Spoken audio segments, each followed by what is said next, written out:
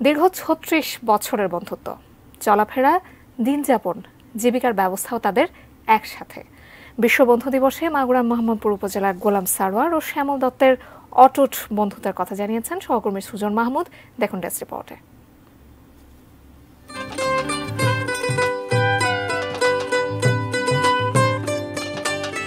এমনই অমীমাংসিত সম্পর্ক কোনো কালেই কোনো সংজ্ঞা বা সূত্রে বাঁধা যায়নি বন্ধুত্বকে।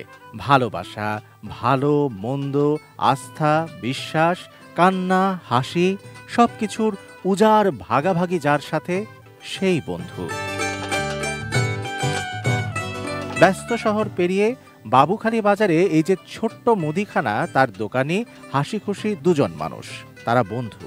মাগুরার মোহাম্মদপুর উপজেলার বাসো গ্রামের গোলাম সারোয়ার এবং দাতিয়াদাহ গ্রামের শ্যামল দত্ত। ৩ যুগের বেশি তাদের বন্ধুত্বের বয়স।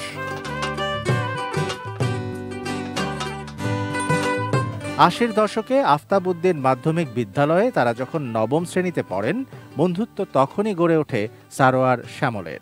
সেই থেকে দীর্ঘ ৩৬ বছর এক দিনের জন্য একজন আরেকজনকে ছেড়ে থাকতে পারেননি।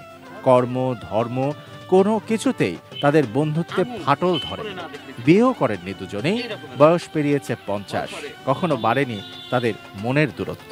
না দেখে যখন থাকতে পারি তখন তো একসাথে যখন থাকতেই হবে, আমি ওয়াদা করবো যে আমি ওর সাথে থাকবো, আর ও ওয়াদা করবে আমি যতদিন বেঁচে থাকি ও আমার সাথে থাকবে। ক্লাস 9 থেকে দুইজনে একসাথে চলাফেরা শুরু করছে এবং দুই ফ্যামিলিতেই আমাদের এই সম্পর্ক নিয়ে এখন খুব শান্তিতে আছে, এ নিয়ে কোনো ঝামেলা নেই আমাদের। জীবন জীবিকার জন্য দু বন্ধু গড়ে তুলেছেন এই সেবা স্টোর।